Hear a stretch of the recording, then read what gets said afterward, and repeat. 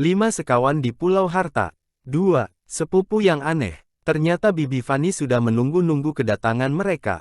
Begitu melihat ada mobil berhenti di depan, dengan segera ia berlari-lari keluar.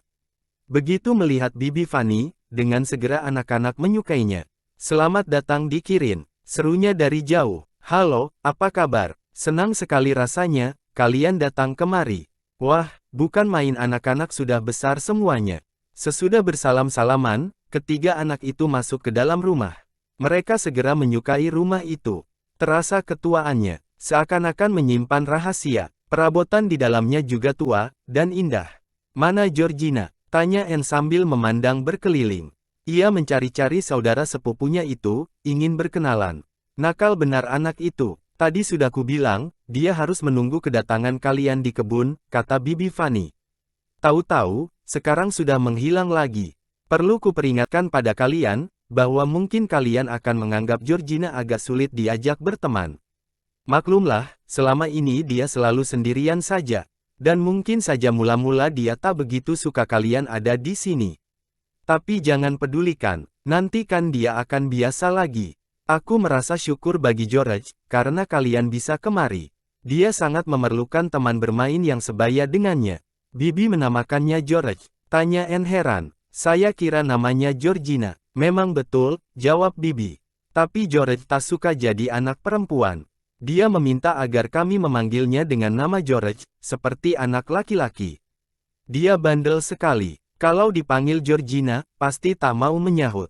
Menurut perasaan ketiga anak itu, Georgina seorang anak yang menarik perhatian. Mereka sangat ingin bahwa dia datang. Tapi yang muncul bukan Georgina alias George, melainkan paman. Paman Quentin. Kelihatannya angker sekali. Jangkung, berambut hitam, dengan dahi lebar yang berkerut. "Apa kabar, Quentin?" ucap ayah. "Lama sekali kita tak berjumpa. Mudah-mudahan saja ketiga anak ini tak terlalu mengganggu kesibukanmu." "Quentin sedang sibuk dengan sebuah buku yang sulit," kata Bibi Fanny. "Tapi untuknya sudah kusediakan sebuah kamar yang terpisah. Kurasa dia takkan terganggu oleh anak-anak." Paman Quentin menatap ketiga kemenakannya, lalu menganggukkan kepala. Tetapi mukanya tetap cemberut. Anak-anak menjadi agak takut melihatnya. "Syukurlah, dia bekerja di tempat yang terpisah di rumah itu." "Mana George?" tanya paman dengan suara berat. "Entahlah, tahu-tahu sudah menghilang," jawab Bibi dengan kesal. "Padahal tadi sudah kukatakan agar menunggu di sini, supaya bisa berkenalan dengan ketiga sepupunya." "Anak itu minta dipukul rupanya," kata paman. Anak-anak tak tahu pasti, apakah paman hanya bergurau saja atau tidak. "Nah, anak-anak, mudah-mudahan kalian bisa bersenang-senang di sini. Dan barangkali saja kalian bisa mempengaruhi George, supaya dia tidak aneh lagi. Di Pondok Kirin tidak ada tempat bagi ayah dan ibu. Karena itu sehabis makan malam dengan terburu-buru, mereka pergi menginap di sebuah hotel di kota yang terdekat. Besoknya sehabis sarapan, mereka akan segera berangkat lagi ke London. Jadi mereka berpisah dari Julian, Anne dan Dick pada malam itu juga. Georgina masih belum muncul juga. "Sayang, kami tidak bisa berjumpa dengan Georgina," kata ibu. "Salam kami saja padanya. Mudah-mudahan dia senang bermain dengan ketiga anak ini." Sesudah itu ayah dan ibu berangkat. Anak-anak memperhatikan mobil besar mereka menghilang di tikungan. Mereka merasa agak kesepian. Tetapi Bibi Fanny cepat-cepat mengajak mereka ke tingkat atas, untuk menunjukkan tempat mereka tidur. Bibi sangat ramah, sehingga tak lama kemudian ketiga anak itu sudah lupa akan kesedihan mereka. Julian dan Dick disuruh Bibi tidur di sebuah kamar yang miring langit-langitnya, di bawah atap rumah. Dari situ Teluk bisa dilihat dengan jelas. Kedua anak laki-laki itu senang sekali mendapat kamar yang demikian bagusnya. Sedang Anne disuruh tidur bersama Georgina dalam sebuah kamar yang ukurannya agak kecilan. Dari jendela kamar itu nampak tanah berpaya-paya yang terbentang luas di belakang rumah. Tapi sebuah jendela samping menghadap ke arah laut. Kamar itu menyenangkan, dengan bunga-bunga mawar yang wangi terangguk-angguk ditiup angin di depan jendela. Anne merasa senang diberi kamar itu. "Kenapa Georgina tidak datang-datang juga?" ujar Anne pada Bibi. "Saya kepingin sekali bertemu dengannya." "Anak itu agak aneh," kata Bibi Fanny. "Kadang-kadang sikapnya seperti kasar dan sombong. Tapi sebenarnya dia sangat baik budi, lagi pula setia. George selalu berkata sebenarnya, jika sudah sekali bersahabat, tak mungkin diputuskan lagi olehnya. Sayangnya dia sukar bisa berteman. Tiba-tiba Anne menguap lebar-lebar. Kedua saudaranya memandangnya dengan kening berkerut. Mereka sudah bisa mengira apa yang akan terjadi berikutnya. Dan benar juga perkiraan mereka. Kasihan, tentunya kau sudah sangat capek, Anne. Ayo, masuk ke tempat tidur sekarang juga. Kalian harus tidur nyenyak malam ini, supaya besok pagi bangun dalam keadaan segar bugar, kata Bibi. Kau ini memang benar-benar goblok, ujar Dick dengan kesal pada Anne, ketika Bibi sudah keluar. Kau kan sudah tahu pikiran orang-orang dewasa, jika mereka melihat kita menguap. Padahal aku tadi kepingin jalan-jalan sebentar ke pantai. Maaf deh, kata Anne menyesal. Entah kenapa, tak bisa kutahan lagi. Nah, sekarang kau sendiri juga menguap, Dick. Dan kau juga, Julian. Memang benar, ketiganya menguap silih berganti. Mereka sudah sangat mengantuk, capek sehabis naik mobil begitu lama.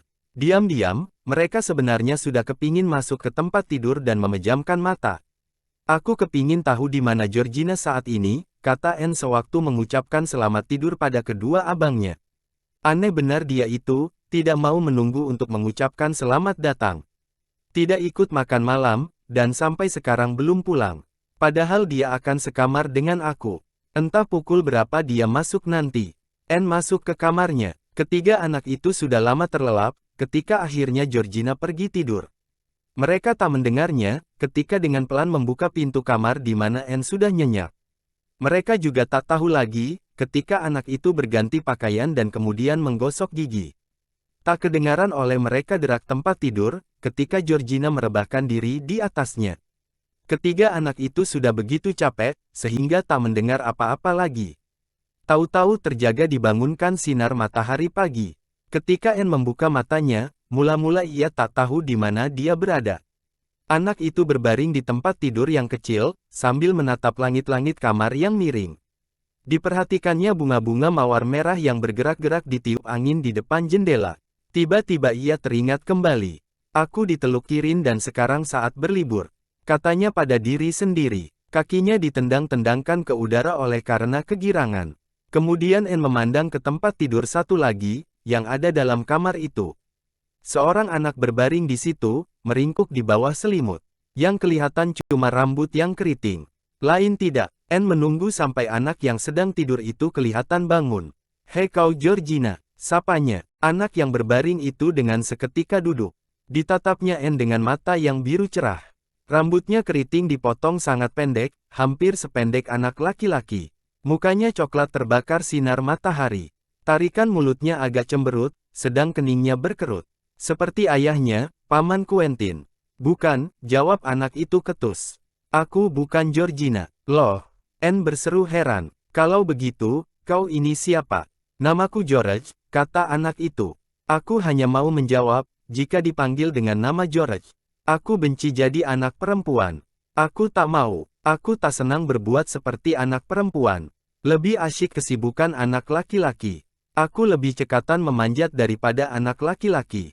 Dan berenang pun lebih cepat dari mereka. Aku tak kalah cekatan dengan anak-anak nelayan di pesisir sini, kalau diadu berperahu layar. Kau harus memanggil aku George. Baru aku mau ngomong denganmu. Kalau tidak, aku tak mau. Wah, kata Anne. Menurut perasaannya saat itu, saudara sepupu yang baru dikenal ini aneh sekali. Baiklah, aku tak ambil pusing, nama mana yang harus kusebut. Menurut pendapatku, George itu nama yang bagus. Aku tak begitu senang pada nama Georgina. Lagi pula, kau kelihatan seperti anak laki-laki. Betul, kata George, sesaat lenyap kerutan dari dahinya. Ibu marah-marah ketika aku pulang dari tukang cukur dengan rambut dipotong pendek. Dulu rambutku panjang, sampai ke bahu. Jelek deh. Sesaat lamanya kedua anak perempuan itu saling berpandangan. Kemudian George bertanya, kau sendiri tidak benci rasanya jadi anak perempuan? Tentu saja tidak, jawab Anne. Soalnya, aku senang memakai gaun yang bagus.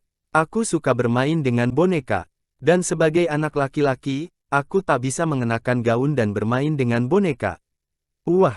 Siapa mau peduli dengan gaun yang bagus, ujar George mencemoohkan. Apalagi boneka, kau ini anak kecil. Anne merasa tersinggung. Sikapmu tidak sopan, katanya. Kau lihat saja nanti. Abang-abangku takkan mau mempedulikan, jika kau berlagak tahu segala-galanya. Mereka anak laki-laki sejati, bukannya pura-pura seperti engkau. Biar saja, kalau mereka jahil, mereka takkan kupedulikan, tukas George sambil meloncat turun dari tempat tidurnya. Kan bukan aku yang memanggil kalian. Aku tak mau kalian datang, karena cuma merepotkan saja. Aku sudah senang hidup sendirian. Sekarang aku harus bergaul dengan anak perempuan konyol yang senang pada gaun dan boneka, dan dua sepupu laki-laki yang goblok-goblok. Anne merasa awal perkenalan itu tidak bisa disebut baik. Ia tak mengatakan apa-apa lagi. Dengan segera dikenakannya celana jeannya yang kelabu, serta baju kaos merah. George juga memakai jeans, tapi baju kaosnya yang biasa dipakai anak laki-laki. Baru saja mereka selesai berganti pakaian, pintu sudah digedor dari luar. Lama benar kau berpakaian, seru Julian dan Dick dari luar. Georgina ada di situ. Georgina, keluarlah. Kami kepingin bertemu. George membuka pintu dengan kasar, lalu keluar dengan hidung terangkat tinggi-tinggi. Tak dipedulikannya kedua anak laki-laki yang tercengang-cengang memandangnya. Ia terus berjalan dengan kepala terdongak, menuruni tangga menuju ke tingkat bawah. Ketiga anak yang ditinggalkannya cuma bisa berpandang-pandangan saja. Dia tak mau menjawab, jika dipanggil dengan nama Georgina, kata Anne menerangkan duduk perkara. Kurasa anak itu aneh sekali. Dia tadi bilang, dia tidak menginginkan kita datang kemari. Karena hanya akan merepotkannya saja. Aku ditertawakannya. Sikapnya kasar. Julian merangkulkan lengannya ke bahu Anne, yang kelihatan agak muram. Sudahlah, tak perlu sedih, bujuk Julian. Kita kan masih ada, yang bisa membelamu.